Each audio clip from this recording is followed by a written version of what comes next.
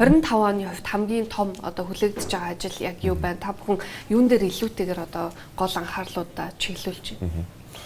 За 2025 оны хувьд бол бид бүхэнд бол одоо яг юм челленж одоо тулгарч байгаа. За хамгийн гол нь бол 2023 оны 7 сард иргэний засгийн тухай хуулинд нэмэлт өөрчлөлт орсон. Хамгийн том чухал асуудал бол энэ 2025 оны 1 сарын 1-ээс эхлээд бид бүхэн хуулийг одоо дагаж шинэ хуулийг дагаж мөрдөж ажиллаж байгаа. За энэ хуулийн хамгийн гол одоо өөрчлөлт бол иргэний засгийн ерөнхий газар маань 2 хуваагдсан байдаг. За энэ нь бол одоо үйлдвэрлэлийн үйл ажиллагаа буюу иргэний засгийн үндэсний төв төрийн өмчт одоо хязгаарлагдмал хариуцлагатай компани маань өөрөө агарын навигацийн үйлчилгээ, нисэх бодлын үйлчилгээ, аюулгүй байдлын хамгаалтын үйлчилгээ, за шатхуун одоо энэ хангалтын үйлчилгээг аваад тусдаа 2000 хүнтэйгээр 40 гаруй салбар нэгжтэйгээр ингээд үйл ажиллагаагаа төрийн өмчт компани хэлбэрт ороод явж байгаа. За иргэний засгийн ерөнхий газар маань энэ хуулийн дагуу засгийн газрын тохируулагч агентлагийн статусын дор 106 хүнтэйгээр за одоо нисхийн аюулгүй ажиллагаа хяналт зохицуулалтын одоо чиглэлгийн дагуу ингээд хуулиа дагаад мөрдөж байгаа. За үүнийг дагаад одоо иргэний засгийн тухай хуулийн одоо дүрм, журам, үйл ажиллагааны заавар гэдэг бүх одоо бичиг баримтуудад өөрчлөлт орж байгаа. Тэгэхээр энэ бол бидний хувьд бол одоо энэ салбарын хувьд бол одоо хамгийн том өөрчлөлт байна. За энэ одоо өөрчлөлтөөр бол бид бүх юу харж байгаа нөхөр хүний нөөцийн салбарын хүний нөөцийг чадварчуулах, салбарын боловсон хүчнийг одоо нэмэгдүүлэх энэ чиглэл дээр бол гол фокусаа хандуулад ажиллаж байгаа. За ингэснээрээ одоо иргэний засгийн салбарт аюулгүй ажиллагаа бусад одоо салбаруудын хөгжилт бол одоо цаашдаа засгийн газрын одоо алсын хараа шин зэрэглэлтийн бодлогыг одоо хэрэгжүүлэхэд бол хамгийн чухал суур бааз бол байгаа гэж харж байгаа. Тэгэхээр яг Монгол улсын хувьд бол яг одоо 40 гаруй улстай агаарын харилцааны хэлцээртэй байж байна. За гэхдээ нөгөө нислэг үлдэж чадахгүй байгаа улс орнууд бол байсаар байгаа. Тэгэхээр дандаа дамжин нислэг хийдэг. Тэгэхээр ерөн цаашдаа одоо энэ барьер нь яг ямархуу байдлаар ямар хугацаанд шийдэгдэх боломжтой гэж та бүхэн харж байна. За монголчуудын хамгийн ихээр одоо зорж очдог гол одоо чиглэлүүд дээр та бүхэн урт хугацаанд, дунд хугацаанд ямар төлөвлөгөөтэй байна? За мэдээж тэгэлгүй яах вэ? Өнгөрсөн 2020 оноос эхлээд одоо агаарын харилцааны хэлэлцээрийг бол Монгол улсын засгийн газраас бол одоо маш эрчимтэйгээр хийж эхлээд явж байгаа. За ингэснээрээ бол бид бүхэн гадагшаа агаарын тээврийн урсгалыг бол тэлэх энэ бодлого маань бол одоо 2023 онд улам эрчимжиж за өнөөдрийн байдлаар одоо нийтдээ 47 агаарын хэлэлцээрийг одоо байгуулад байна. За бид бүхний хувьд бол бас 2023 онд Open Sky хэлэлцээрийг бол Америк нэгдсэн улстай зурснаас хойш одоо Америк нэгдсэн улс руу одоо нисэхийн бэлтгэл ажлыг бол одоо иргэний засгийн салбарынхан бол 100% одоо хүчин чадлаа дайчлаад ажиллаж байгаа.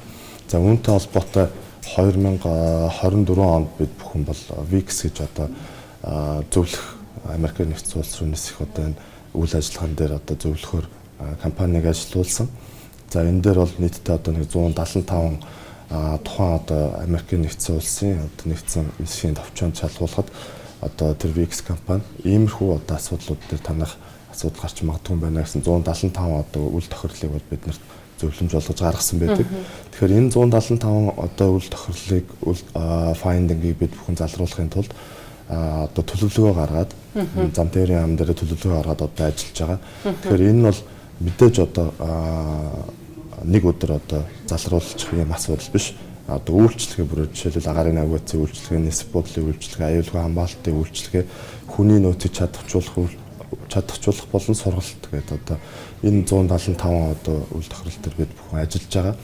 За энийг бол бид одоо иргэний засгийн салбарынхан МЯТ компани, зам тээврийн яам гэдэг одоо бид бүхэн ажиллаад ер нь бол энэ 6 сарынхаа нэгэндээ багтаагаад ер нь одоо энэ 175 одоо асуултнуудыг нь бүгдэндээ бэлтүүдийг гаргаад ингээд цаашаа Америк нэгдсэн улсын нисхийн товчоонд шалгуулахаар ингээд төлөвлөж байгаа. За бид нар бол одоо ингээд энэ сарда багтаад бол шалгуулах хүсэлтээр нөхөр төлөвлөж чинь за манай улсыг одоо 8 сарын 1-нд багтааж манад одоо шалгалт ирүүлээч гэдэг одоо энэ мэдээллийг бол цаашаа хүсэлтийг бол өгнө.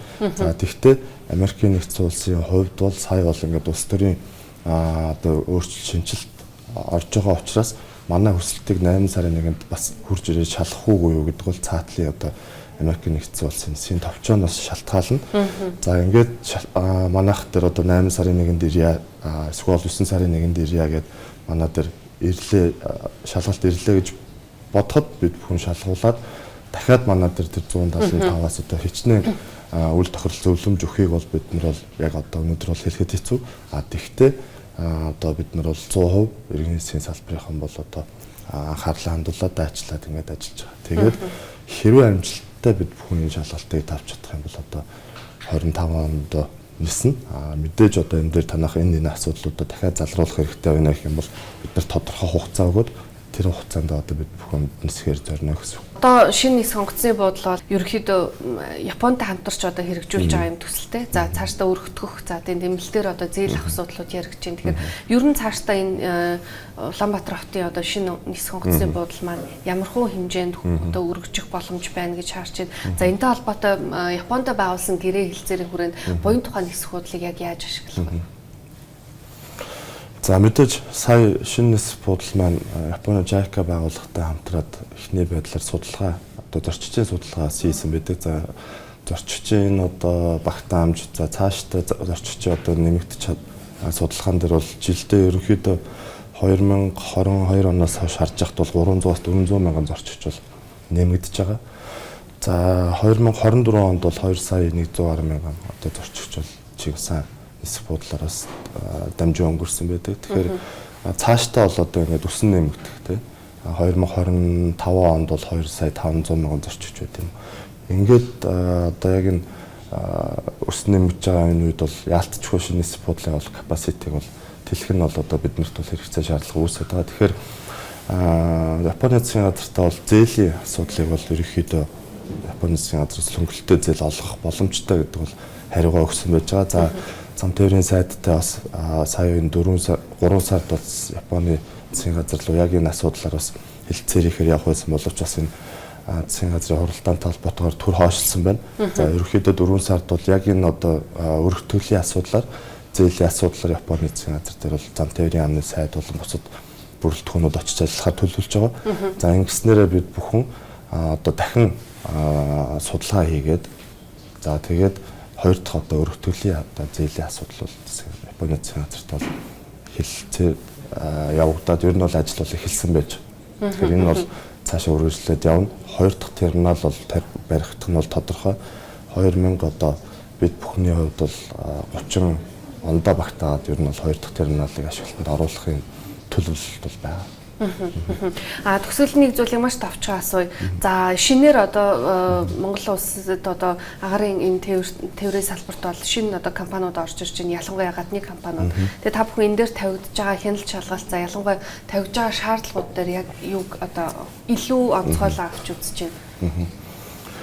За иргэний засгийн ерөнхий газар тохируулагч ангитлын статустай үйл ажиллагаа явуулахаар болж байгаа. Тэгэхээр яг энэ шинэ орж ирж байгаа компаниуд дээр бол манай одоо яг энэ чиглэсэн байцаагч нар буюу улсын байцаагч нар гэдэг. Тэгэхээр энэ дээр бол байцаагч нарын чадхыг бид бүхэн одоо улам сайжруулснараа аюулгүй ажиллагаан дээр бол маш сайн хяналт тавьж одоо ингэж одоо тухайн компаниудын үйл ажиллагаан дээр нь бол зохицуулт хийх боломжтой ажилдаг. Тэгэхээр бол манайх иргэний засгийн ерөнхий газраас бол одоо энэ шинэ орж ирж байгаа гарын тээвэрлэгч нар дээр бол аюулгүй ажиллагаан дээр нь хяналт тавина. За мөн манай зам тээврийн яамнаас яг одоо тухайн томилгоон дээр нь бол судалгаа хийгээд тухайн одоо томилгоо чиглэл дээр бол одоо манай дотоодын агарын тээвэрлэгч нартай хэрхэн уялдаж ажиллах вэ? Одоо энэ зохицуултуудыг яаж хийх үүд дээр бол зам тээврийн яам маань ажиллаж байгаа.